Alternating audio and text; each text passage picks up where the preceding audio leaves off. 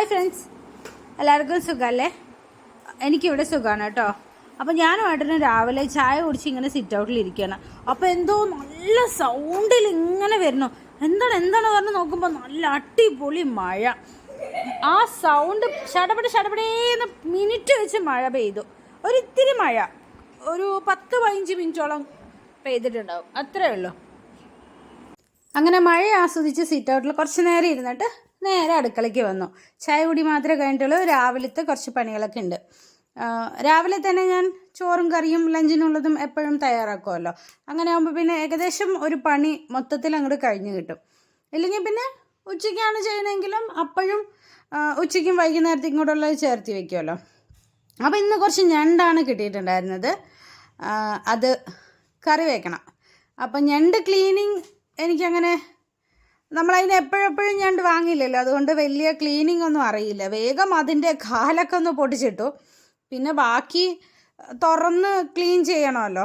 അതെങ്ങനെയാണ്, ഇത് ഏത് ഭാഗത്താണ് തുറക്കുക എന്നറിയണില്ല. കുറേ നേരം പരതി, പിന്നെ അവസാനം കിട്ടി. പിന്നെ എൻ്റെ ഈ ക്ലീൻ ചെയ്യൽ കണ്ടിട്ടാ തോന്നണു ഏട്ടൻ വന്നിട്ടേ ഞാൻ കഴുകിത്തരാം എന്ന് പറഞ്ഞിട്ട് ഏട്ടൻ ക്ലീൻ ചെയ്യുന്നുണ്ട്. കണ്ടോ, ഞാൻ എങ്ങനെ പരതിയിട്ടും അതിൻ്റെ എവിടെയാണെന്നും അറിയണില്ല. പിന്നെ ആ ഞണ്ടിൽ കുറച്ച് മുട്ടയൊക്കെ ഉണ്ടായിരുന്നു കേട്ടോ, നിറയെ ഉണ്ട്. എല്ലാ ഞണ്ടിലും നല്ല മുട്ടയും ഒക്കെ ഉണ്ടായിരുന്നു. കുറച്ചധികം കാലങ്ങളായി ഞണ്ട് കഴിച്ചിട്ടൊക്കെ. അതിന് നമ്മുടെ ഇത് കൂടെ വിൽക്കാൻ വന്നാലല്ലേ നമുക്ക് വാങ്ങാൻ പറ്റുള്ളൂ. പിന്നെ മാർക്കറ്റിൽ പോയി വാങ്ങാം. രാവിലെ നേരത്തെ പോകണം മാർക്കറ്റിലൊക്കെ പോവുകയാണെങ്കിൽ. പിന്നെ അതിന് എണീക്കാനുള്ളൊരു മടിയൊക്കെ കൊണ്ട് അങ്ങനെ എപ്പോഴൊന്നും കിട്ടാറില്ല. പിന്നെ ഇങ്ങനെ കണവ, കൂന്തൽ അതൊക്കെ നമുക്ക് മാർക്കറ്റിലൊക്കെ പോയാലേ കിട്ടുള്ളൂ. ഇവിടെ ഒന്നും അങ്ങനെ ആരും കൊണ്ടുവരില്ല. എപ്പോഴെങ്കിലും മറ്റേ നങ്കിമീൻ അതൊക്കെ പച്ചമന്തലൊക്കെ കൊണ്ടുവന്നാലായി, അല്ലാതെ ഒന്നും കിട്ടില്ല. അപ്പോൾ അതേ ഏട്ടൻ തന്നെ ക്ലീൻ ചെയ്ത് തരാൻ പറഞ്ഞിട്ട് വാങ്ങിയതാ. പൊട്ടിച്ച് നേരെയാക്കി തരുന്നുണ്ട് കേട്ടോ. അപ്പോൾ ഇന്ന് ഞണ്ട് കറിയാണ് വെക്കാൻ പോണത്. ഞണ്ട് കറി ഉണ്ടെങ്കിൽ 2 കറി വേണ്ടെന്നല്ലേ, അങ്ങനെയൊക്കെ പറയുന്നത് കേട്ടിട്ടുണ്ട് കേട്ടോ. എനിക്കൊന്നും അറിയില്ല. ഇങ്ങനെ ഓരോ പഴഞ്ചൊല്ലൊക്കെയാണല്ലോ. അപ്പോൾ അതേ ക്ലീൻ ചെയ്യട്ടെ.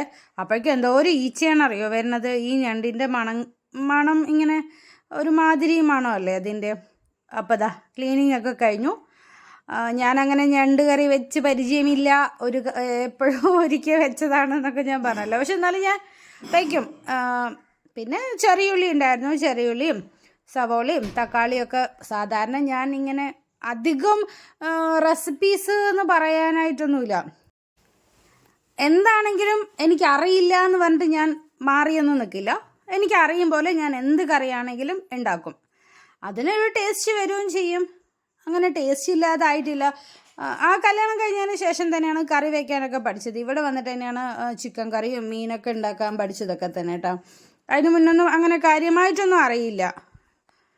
പിന്നെ പഠിച്ച് ഇപ്പോൾ അത്യാവശ്യം നല്ല രീതിയിൽ ഞാൻ കുക്ക് ചെയ്യാൻ തുടങ്ങി. ഇപ്പോൾ ബിരിയാണിയൊക്കെ ആണെങ്കിലും ഫസ്റ്റൊക്കെ ബിരിയാണി എന്ന് പറഞ്ഞാൽ അതെന്തോ ഒരു വലിയ സംഭവമല്ലേ. ഇപ്പം പിന്നെ നമുക്ക് സിമ്പിളാണ് ബിരിയാണിയൊക്കെ. ടേസ്റ്റ് വരാൻ തുടങ്ങിയപ്പോൾ പിന്നെ നമുക്ക് ഉണ്ടാക്കാമല്ലോ. പിന്നെ ഓർഡറിന് ചക്ക കൊണ്ടുവന്നിട്ടുണ്ടായിരുന്നു. വിഷുവിനെ കൊണ്ടുവന്ന ചക്കയാണ്, പക്ഷേ വിഷുവിൻ്റെ അപ്പോൾ പഴുത്തില്ല. പിന്നെ കുറേ ദിവസം കഴിഞ്ഞിട്ടാണ് പഴുത്തത്. അപ്പോൾ പഴുത്തപ്പോൾ 2 ചക്കയാണ് കൊണ്ടുവന്നത്. അതിലൊരു ചക്ക കേട് വന്ന് പോയി. ഒരു ചക്ക ഉണ്ടായിരുന്നതിന് ഇങ്ങനെ മുറിച്ച് വിനോട്ടനായിരിക്കും ഞങ്ങൾക്കുമായിട്ട് അമ്മ തന്നു വിട്ടിട്ടുണ്ടായിരുന്നു. ബാക്കി കുറച്ച് തറവാട്ടിലും വെച്ചു. അപ്പോൾ ആ ചക്ക നല്ല ഉടഞ്ഞൂരിലെ ചക്ക എന്നല്ല, ഞാനും എൻ്റെ വീട്ടിൽ ചക്ക ഉണ്ടായിരുന്നു, പക്ഷെ ഇത്ര മധുരത്തിൽ ഞാൻ ചക്ക കഴിച്ചിട്ടില്ല. ഉടഞ്ഞൂരിലെ ചക്ക നല്ല മധുരമാണ്, ശരിക്കും നല്ല മധുരമുള്ള നല്ല വരിക്ക ചക്കയാണ്, കൂഴച്ചക്കയല്ല. നല്ല ടേസ്റ്റാണ്. ഇവിടുത്തെ ചക്ക കഴിച്ചതിന് ശേഷമാണ് ഞാനൊരു ചക്ക പ്രേമിയായത്. എൻ്റെ വീട്ടിലൊക്കെ ചക്ക ഉണ്ടാകുമ്പോൾ എനിക്കൊന്നും ഇഷ്ടേ അല്ല, ചക്കയൊന്നും അപ്പോൾ കഴിക്കുകയില്ല. ചക്ക എന്ന് പറയും. പക്ഷെ ഇപ്പോൾ നമുക്ക് ചക്ക കിട്ടാനില്ലാത്തൊരു, ഓടഞ്ഞൂർ പോയ 1-2 ചക്ക അത്രയല്ലേ നമുക്ക് പറ്റുള്ളൂ. പിന്നെ കാർ എടുത്തിട്ട് പോവുകയാണെങ്കിൽ ഒരു 4 ചക്ക കയറ്റിയിട്ട് വരും. അതല്ലാതെ അതിൽ കൂടുതലൊന്നും നടക്കില്ല. അങ്ങനെ ദേ ലഞ്ചിനുള്ള പരിപാടികളൊക്കെ ചെയ്തുകൊണ്ടിരിക്കുകയാണ്. ഞണ്ട് കറി ഇതാ ഇവിടെ റെഡി ആയിക്കൊണ്ടിരിക്കുന്നുണ്ട്. ഒരുപാട് ഗ്രേവിയൊന്നുമില്ല, നല്ല വരട്ടിയിട്ടാണ് വെക്കുന്നത്. പിന്നെ ഞണ്ട് കറി മാത്രമേ ഉള്ളൂ. ഞണ്ട് കറി വേറെ കറികളൊന്നുമില്ല. പിന്നെ ഇന്നലത്തെ മീൻ കറി ഇരിപ്പുണ്ട്, അതും കൂട്ടിയിട്ട് ഇന്നത്തെ ലഞ്ച് റെഡിയാക്കാമെന്ന് വിചാരിച്ചു. ആശാനുള്ളതുകൊണ്ട് ടേസ്റ്റ് നോക്കാൻ ടേസ്റ്റ് ഉണ്ടാകുന്ന നോക്കുന്നൊക്കെ പറയും. ഉപ്പൊക്കെ നോക്കണമല്ലോ. അപ്പോൾ ഏട്ടൻ വെന്തോ നോക്കുകയാണ്. അപ്പം വെന്തോ നോക്കിയപ്പോൾ തന്നെ വെന്തിട്ടുണ്ട്. ഇത് അധികം വേവൊന്നും ഇല്ലല്ലോ. നല്ല സൂപ്പറായിട്ട് സവാള തക്കാളി വഴറ്റി ഇഞ്ചി വെളുത്തുള്ളിയൊക്കെ ഇട്ട് നല്ല ചിക്കൻ കറി പോലെ തന്നെ, പക്ഷെ ഞണ്ട് കറി. ഈ ഞണ്ട് കറിയുടെ മണവും ടേസ്റ്റും വേറെയാണല്ലോ. സീ ഫുഡ് ഐറ്റം അതിനൊരു ടേസ്റ്റ് വേറെയാണ്. അങ്ങനത്തെ ഞങ്ങൾ കുട്ടികൾക്ക് ആദ്യം ചോറ് കൊടുത്തിട്ട് ഞങ്ങൾ കഴിക്കാമെന്ന് വിചാരിച്ചിട്ട് അവന്മാർക്ക് എടുത്തിട്ടുണ്ട്. പിന്നെ അതിൻ്റെ കൂടെ ചെറുതുണ്ട്. അപ്പോൾ ചെറുതിനെ ഏട്ടൻ പൊട്ടിച്ചിട്ട് കൊടുക്കണം. ഇവന്മാരൊക്കെ കടിച്ച് പൊട്ടിക്കും, പക്ഷേ ശരിക്കൊരു ചുറ്റിയാണ് ആവശ്യം. പൊട്ടിച്ച് കഴിക്കുന്നത് വേണ്ട, വരിക്കുട്ടി അങ്ങനെ കടിച്ച് മുറിച്ച് കഴിക്കുകയാണ്. പിന്നെ ചെറുതിനെ ഏട്ടൻ പൊട്ടിച്ചിട്ട് കൊടുക്കുകയാണ്. സൂപ്പർ എന്നൊക്കെ പറയുന്നുണ്ട്. പൊട്ടിച്ച് കൊടുക്കുമ്പോൾ അതിൻ്റെ ഉള്ളിൽ ആ ഫ്ലഷ് എടുത്ത് കൊടുക്കുമ്പോൾ കുട്ടിക്ക് കഴിക്കാൻ പാകമാണല്ലോ. ഞണ്ടുണ്ട് എന്ന് പറഞ്ഞപ്പോൾ ഓടിക്കൊണ്ട് വന്നതാണ്. ഇതൊന്നും അങ്ങനെ എപ്പോഴും വാങ്ങണതല്ലല്ലോ. പിന്നെ തറവാട്ടിലൊന്നും ആള് കൂടുതലുള്ളത് കൊണ്ട് നമുക്ക് വാങ്ങുമ്പോൾ കുറച്ച് ക്വാണ്ടിറ്റി കൂടുതൽ വേണമല്ലോ. അതുകൊണ്ടാണ് ഇങ്ങനെയുള്ള ഐറ്റംസ് ഒന്നും, ഈ കണവ, കൂന്തൽ, ചെമ്മീൻ ഇതൊന്നും നമുക്ക് തറവാട്ടിലൊന്നും വാങ്ങില്ല കേട്ടോ. എപ്പോഴെങ്കിലും വാങ്ങിയാലായി. പിന്നെ ഇങ്ങനെയുള്ള ഐറ്റംസൊക്കെ കഴിക്കാൻ കൊതി തോന്നുമ്പോൾ എൻ്റെ വീട്ടിലേക്ക് പോകും. എന്നിട്ട് ഞാനിങ്ങനെ അവിടെ ആകുമ്പോൾ ഞങ്ങൾ 2-3 പേരല്ലേ ഉള്ളൂ. അപ്പോൾ അവിടെ നിന്ന് വാങ്ങിയിട്ട് വരുമോ എന്നൊക്കെ ചോദിച്ചിട്ട് വാങ്ങിപ്പിക്കുകയാണ് ചെയ്യാറ്. എന്നിട്ട് പിന്നെ കറി വെച്ചിട്ട് അവിടെ നിന്ന് കുറച്ച് കൊടുത്ത് വിടും കേട്ടോ.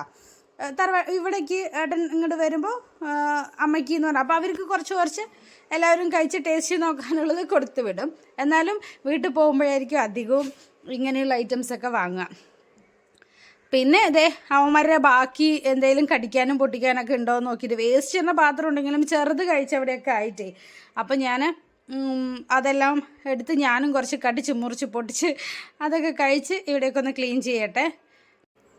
അപ്പോൾ ഇവിടെ ക്ലീനൊക്കെ ചെയ്തിട്ട് ഞങ്ങളും കഴിക്കാനുണ്ട്. ഞാനും ഏട്ടനും കഴിച്ചിട്ടില്ല.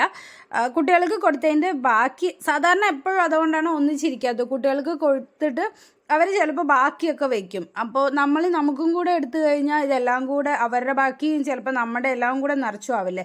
അപ്പോൾ എപ്പോഴും കുട്ടികൾക്ക് കൊടുത്തു കഴിഞ്ഞിട്ട് അവരുടെ ബാക്കി ഉണ്ടെങ്കിലാണ് ഞാനും ഏട്ടനും എടുക്കുക.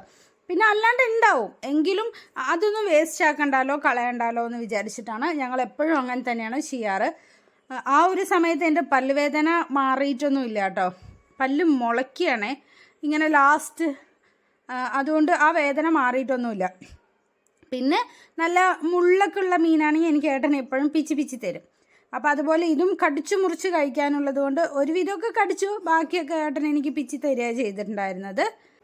അപ്പോൾ ഇത്രയുള്ള വീഡിയോ കണ്ട് ഇഷ്ടപ്പെടുകയാണെങ്കിൽ ലൈക്ക് ചെയ്ത് സബ്സ്ക്രൈബ് ചെയ്ത് സപ്പോർട്ട് ചെയ്യണേ. അപ്പോൾ ഓക്കെ, ബൈ, താങ്ക് യു.